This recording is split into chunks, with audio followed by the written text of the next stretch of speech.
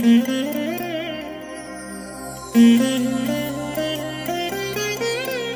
దినం పరము నుండి దిగివచ్చు మాట. ఇది నీ జీవితానికి వెలుగుల బాట. నీ ఒడిలో ఉంచబడిన దీవెనల మూట, అద్భుతాల ఆనంద ఊట. మే 13. సంవత్సరమంతా మీరు బైబిల్ చదివి ముగించడానికి ఈ దినం మీరు చదవలసిన లేఖన భాగము ఉదయం రాజులు 2వ గ్రంథం 17 మరియు 18 అధ్యాయములు. సాయంత్రం యోహాను సువార్త 3వ అధ్యాయము 19 నుండి 36వ వచనం వరకు. ప్రియమైన దేవుని బిడ్డలారా, ఈ ఉదయకాల సమయంలో ప్రభు యొక్క కృప మిమ్మల్ని బలపరచునుగాక.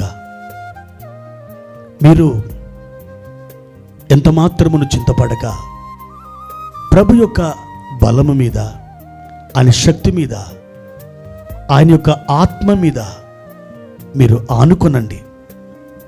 మీరు ఇలాగు చేసినప్పుడు దేవుడు మీకెంత అద్భుతమైన మహిమగల కార్యములు చేయునో మీ కన్నులార మీరే చూచెదరు. ఈ ఉదయకాలం మీరు ప్రభు సన్నిధిలో ఒక మారు మోకరించి ఆయన్ని స్తుతించి దేవుని యొక్క వాక్యాన్ని చదివి మీరు ఈ దినాన్ని ప్రారంభించండి. అప్పుడు దైవ కృప మీరు అనుభవించగలుగుతారు. ఈరోజు ప్రభువారు మనకిచ్చిన లేఖన భాగాన్ని చదువుకుందాం. 122వ కీర్తన 1వ వచనం. యెహోవా మందిరమునకు వెలుదుమని జనులు నాతో అనినప్పుడు నేను సంతోషించి తిని. ప్రియమైన దేవుని బిడ్డలారా, పాత నిబంధన కాలంలో దేవుడు వారానికి ఒక్కరోజు నా సన్నిధిలో మీరు కూడుకోవాలి అని ఆజ్ఞాపించాడు. 6 దినములు మీరు పని చేయండి, 7వ దినం అది మీకు విశ్రాంతి దినం. అందులో నీవైనా, నీ భార్య అయినా, నీ కుమారుడైనా, నీ కుమార్తె అయినా, నీ ఎద్దైనా, నీ దాసి అయినా, నీ గాడిద అయినా, మరి ఎవరైనా ఆ దినమున ఎవ్వరు కూడా పని చేయకూడదు. అది నేను పరిశుద్ధపరిచిన దినం. ఆ దినమున మీరు నా సన్నిధిలో ఉత్సహించాలి, నా ధర్మశాస్త్రాన్ని మీరు పఠించాలి, నన్ను గురించి మీరు ఆలోచించాలి. ఈ విధంగా పాత నిబంధన కాలపు ఇజ్రాయేలు జనాంగానికి దేవుడు ఆజ్ఞలు జారీ చేశాడు. దావీదు భక్తుడు ఈ అనుభవం అంతా కూడా ఎరిగినటువంటి వాడై ఈ మాట చెప్తున్నాడు.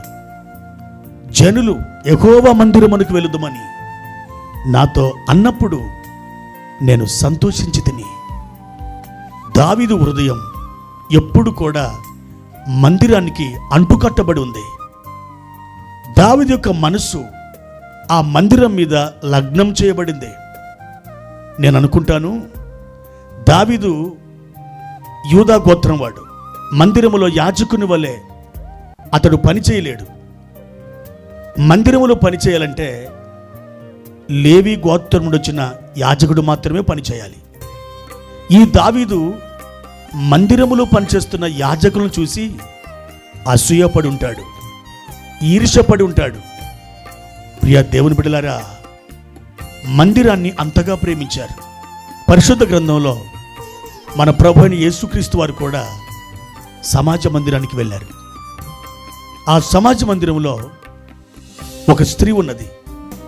ఆమె నడుము వంగిపోయిన స్త్రీ.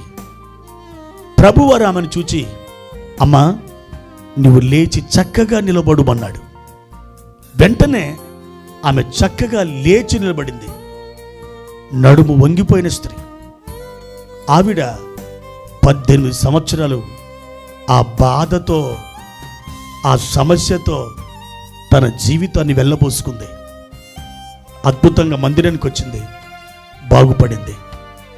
అపోస్తుల కార్యములు 3వ అధ్యాయములు మనం చూసినట్లయితే, పుట్టినది మొదలుకొని కుంటివాడైన ఒక మనుషుడు మోసుకొని పోబడి శృంగారమను దేవాలయపు మెట్టునొద్ద అతడు కూర్చుండి వచ్చాడు.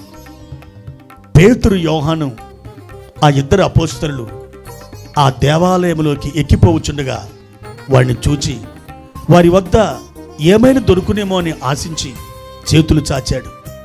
పేతురు అన్నాడు, నా దగ్గర వెండి లేదు, బంగారం లేదు, నాకు కలిగినదే నీకు ఇచ్చుచున్నాను.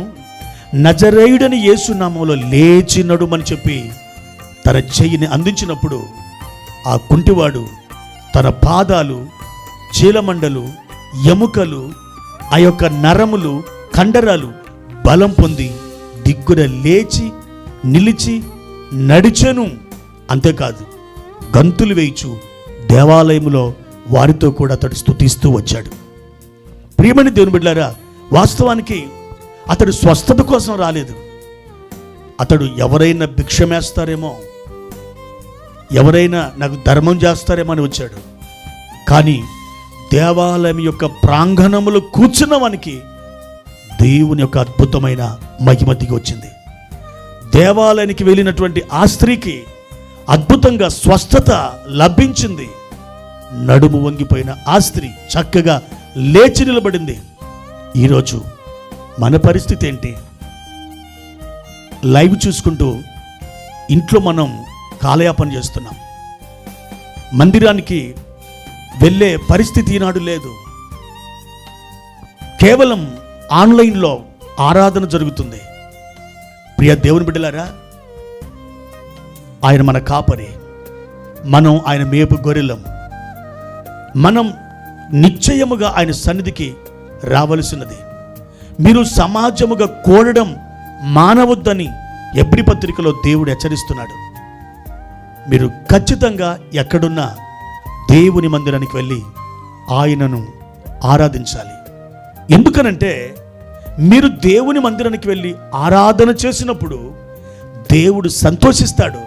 అంతేకాదు, దేవుడు నీ బాధలను, నీ కష్టాలను, నీ ఇరుకులను, నీ పరిస్థితులను పట్టించుకొని తన కనుదృష్టిని నీ వైపు తిప్పుతాడు. ఆయన దయ నీకు ఆ మందిరంలో దొరికిందంటే నీ జీవితం ఒక మలుపు తిరిగినట్లే.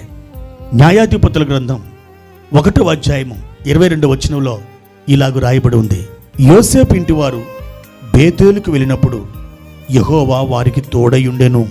అవును దేవుని బిడ్డలారా, యోసేపు ఇంటివారు బేతేలు అనబడిన దేవుని మందిరానికి వెళ్ళినప్పుడు దేవుడు ఏమయ్యున్నాడట?